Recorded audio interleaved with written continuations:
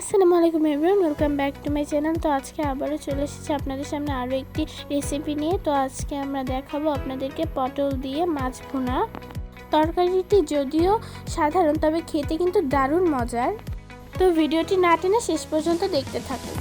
প্রথমে আমি পটলগুলোকে হলুদ লবণ দিয়ে ভালোভাবে মেখে ভেজে নিচ্ছি।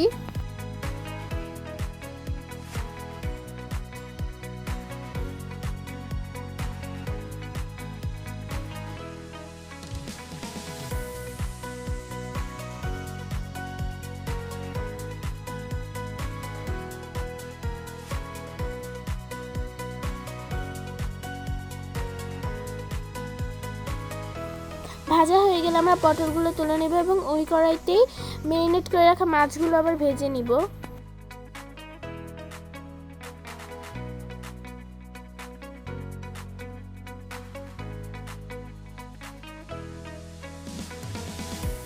তো মাছগুলো ভাজা হয়ে গেলে তুলে নিয়ে তারপর আমরা চলে যাব রেসিপির মূল রান্নার কাছে। তো রান্নার শুরুতে আমরা কিছু পেঁয়াজ ভেজে নিব।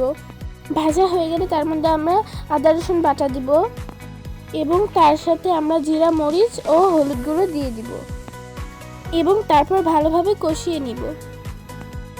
কষানো হয়ে গেলে আমরা কিছু পানি দিয়ে আবারও ভালোভাবে কষিয়ে নিব। মশলাটি কষানো হয়ে গেছে, এখন আমি ঝোলের জন্য পরিমাণ মতো পানি দিয়ে দিব।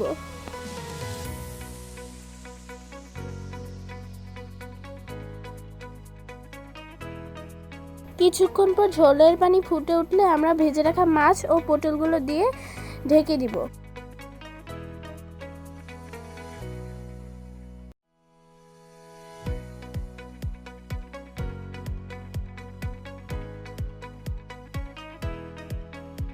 এখন স্বাদের জন্য আমরা সাথে কিছু কাঁচামরিচ অ্যাড করে দিলাম। এখন কিছুক্ষণ ঢাকা দিয়ে রান্না করলেই ব্যাস হয়ে গেল আমাদের পটল দিয়ে মাছ ভুনা। তো এটা হচ্ছে আমাদের তরকারির ফাইনাল লুক। আর আজকে ভিডিওটা এই পর্যন্তই। সবাই ভালো থাকবেন, সুস্থ থাকবেন। আল্লাহ হাফেজ।